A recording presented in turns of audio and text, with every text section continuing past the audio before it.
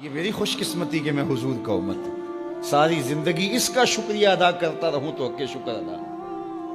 ہم حضور کے امتی، نبی انتظار کرتے رہے، نبی منتظر رہے۔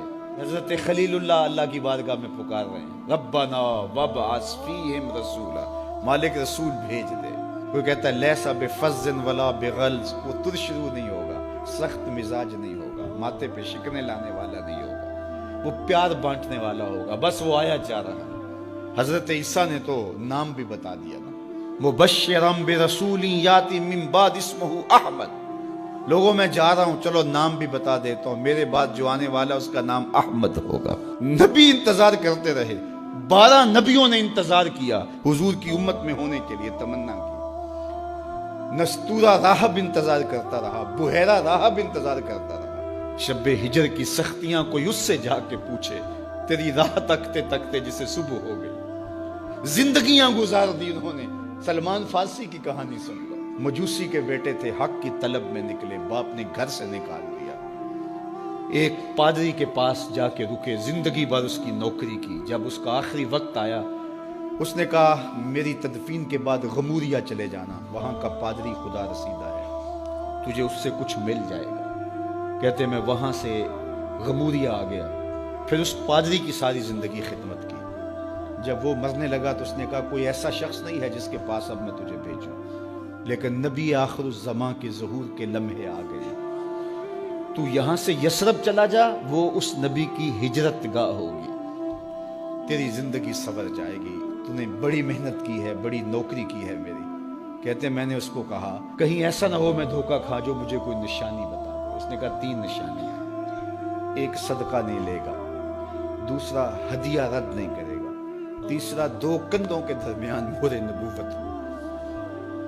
کہتے ہیں میں نے اس کی تدفین کی، یثرب کی جانب جاتے ہوئے ایک قافلے میں شامل ہو گیا، انہوں نے مجھے پکڑ کے اپنا غلام بنا لیا، لیکن میرے پہ مہربانی یہ کی کہ مجھے بیچا جا کے مدینے میں۔ ایک یہودی نے مجھے خرید لیا، میں اس کے باغ میں گوڈی کرتا تھا، کام کرتا تھا، کھجوریں توڑتا تھا، لیکن میں انتظار میں تھا کہ کبھی وہ نبی آخر الزمان آئے تو مجھے دید ہو، کبھی عرش پر، کبھی فرش پر، کبھی ان کے در، کبھی در بدر۔ غم عاشقی تیرا شکریہ، میں کہاں کہاں سے گزر گیا۔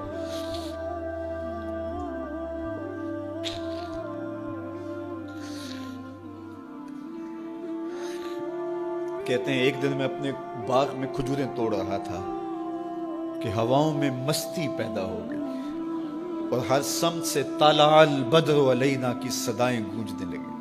میں سمجھ گیا کہ وہ لمحے آ گئے، میں نے چھلانگ لگا دی اور دوڑ پڑا۔ میرے آقا نے سمجھا شاید غلام بھاگ گیا، اس نے دوڑ کے مجھے پکڑ لیا۔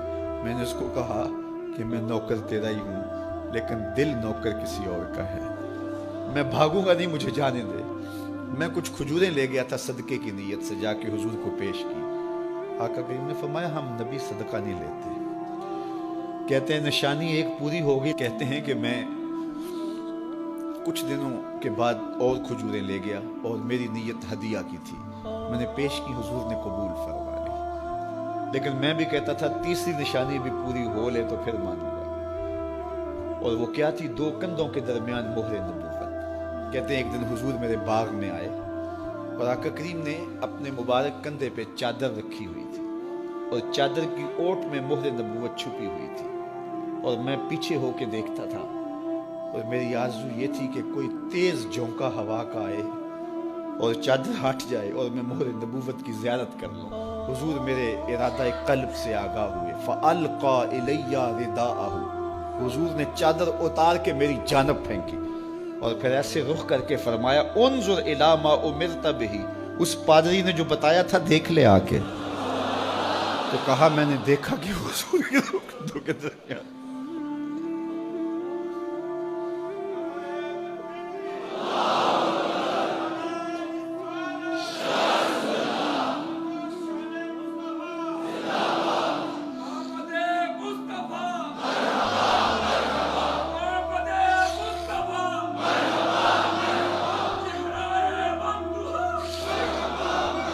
شب ہجر کی سختیاں کوئی اس سے جا کے پوچھے، تیری راہ تکتے تکتے جسے صبح ہو گئی۔ ہم نے تو کوئی انتظار نہیں کیا نا، ہم نے تو کوئی دکھ نہیں سہا، ہم سوئے تھے مقدر جاگ اٹھے. ہمارے والد مسجد سے مولوی صاحب کو بلا لائے. انہوں نے کان میں آ کے کہا مبارک ہو تو حضور کا نوکر بن کے آ رہا. میرے والد گرامی ایک شعر جھوم کے پڑھا کرتے تھے, محمد جانے جانا ہے پیغمبر ہو تو ایسا ہو, رسولوں کی بشارت سے مبشر ہو تو ایسا ہو, امر توقیر کا سب کو موکر ہو تو ایسا ہو, کیا ہم کو غلام ان کا مقدر ہو تو ایسا ہو. میں اپنے مقدر پہ قربان نہ جاؤں, آپ اپنے مقدر پہ نثار نہ جائیں. ہمیں وہ نبی ملا جو نبیوں کا نبی. بنو سعد کے مقدر بھی جاگ اٹھے. اللہ اکبر, کیا وہ خوش نصیب وادیاں تھیں, کیا وہ خوش بخت پہاڑ تھے بنو سعد کے, جہاں حضور نے زندگی کے ابتدائی سال گزارے. اللہ اکبر. حضرت حلیمہ سعدیہ کہتی ہیں جب میں حضور کو گھر لے گئی تو میرے گھر میں روشنیاں آ گئیں. باقاعدہ عورتوں نے کہا حلیمہ تو اتنی امیر ہو گئی ہے رات کو بھی دیا نہیں بجھاتی. بڑے امیر کبیر گھرانوں میں بھی رات کو لوگ دیا بجھا دیا کرتے ہیں, لیکن تو اتنی ہی امیر ہو گئی ہے کہ رات کو بھی تیرے گھر کا دیا نہیں بجھتا. تو حلیمہ سعدیہ نے کہا آؤ میں تمہیں بتاؤں میرے گھر میں دیا کون سا روشن. باقاعدہ ہم جولیوں کو بلایا, پالنے میں حضور تھے, اشارہ کر کے کہا ما کننا نحتاج الی السراج من یوم اخذناہ, جب سے یہ پیارا گھر آیا ہے میں نے سارے دیے توڑ دیے. دیے کی ضرورت نہ مشعل کی حاجت, عجب روشنی تو نے پائی حلیمہ, بڑی تو نے توقیر پائی حلیمہ, بنی تو محمد کی دائی حلیمہ. کہا ما کننا نحتاج الی السراج من یوم اخذناہ, جب سے یہ پیارا گھر میں آیا ہے میں نے سارے دیے توڑ دیے. جہاں روشنی چاہیے ہوتی ہے حضور کو اٹھا کے اس کمرے میں لے جاتے ہیں, وہاں انوار پھیل جاتے ہیں, روشنیاں پھیل جاتی ہیں. کیسے اجالے پھیلے, کیسی روشنیاں پھیلیں. حلیمہ دا چھپر کھجوری دے تھلے, حوراں وچھالے نوری مسلے, فرش تو عرش تک پہ گئی دہائی, حلیمہ نے لٹ لئی خدا دی خدائی. اللہ اکبر. وہ سارا دن تو صحراؤں میں گھوم لیتی تھی, اسے جب بھوک لگتی تھی لبوں کو چوم لیتی تھی. بخت جاگے حلیمہ سعدیہ کے حضور ان کے گھر آئے. اللہ اکبر. جدھر سے گزرتے گئے نور پھیلتا گیا, انوار پھیلتے گئے. حضرت سیدہ طیبہ طاہرہ حضرت عائشہ سلام اللہ علیہا فرماتی ہیں کہ میں کچھ سی رہی تھی کہ میرے ہاتھ سے سوئی گر گئی. اب حضور کے گھر میں دیے میں جلانے کے لیے تیل بھی نہیں تھا. میں پریشان تھی, سوئی گر گئی. اتنے میں حضور تشریف لائے. حضور مسکرائے, کہتی ہے میں نے گمی ہوئی سوئی تلاش کر لی. اللہ اکبر. تو یہ روشنی تھی, یہ انوار تھے. اللہ اکبر. اذا ضحک یتلالع فی الجدر, جب حضور مسکراتے تھے سامنے والی دیواروں پہ عکس پڑتا تھا. اللہ اکبر. جب مسکراتے تھے نور پھیل جاتا تھا. اذا تکلم رؤیا کالنور یخرج من بین ثنایاہ, حضور کے سامنے والے دانتوں میں ہلکا سا فاصلہ تھا, اور جب آقا کریم گفتگو کرتے تھے وہاں سے نور کی کرنیں چھن چھن کے نکلتی تھیں, انوار پھیل جاتے تھے.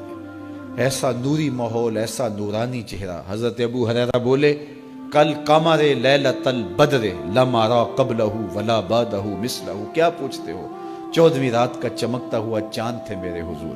پھر کہا نہیں نہیں نہیں, حضور جیسا نہ پہلے دیکھا نہ بعد میں دیکھا. حضرت حسان بن ثابت پاس کھڑے تھے. کہا دیکھتے کیسے, کسی ماں نے جنم دیا ہوتا تو دیکھتے. خدا نے وہ سچائی پن چھڑیا جدے وچ محمد نو ٹالیا سی. حسینہ جمیلہ دا منہ موڑ دیتا, محمد بنا کے قلم توڑ دیتا. مثل او در عالم امکان متصور نیست. حضرت شیخ مجدد کہتے ہیں حضور کی مثل بزم عالم میں ممکن ہی نہیں ہے, ہو ہی نہیں سکتا. اور اقبال کا لہجہ بھی دیکھیے, رخ مصطفیٰ ہے وہ آئینہ کہ اب اس سا دوسرا آئینہ, نہ کسی کی بزم خیال میں نہ دکان آئینہ ساز میں. تو وہ پیکر تراشا, وہ پیکر تراشا, مکھ چند بدرشا شانی ہے, متھے چمک دی لاٹ نورانی ہے, کالی زلف تیک مستانی ہے, مخمور رکھی ہن مد بھری. کیسا جمال دیا, کیسا حسن دیا. اچھا بریلی کے امام سے بھی پوچھ لیجئے. اللہ اکبر. بل بل نے گل ان کو کہا, کمری نے سروے جاں فضا. بلبل کی منتہائے پرواز تو یہی ہے نا، کسی کو پھول کہتے. بلبل نے گل ان کو کہا، کمری نے سروے جاں فضا، حیرت نے جھنجھلا کر کہا یہ بھی نہیں وہ بھی نہیں.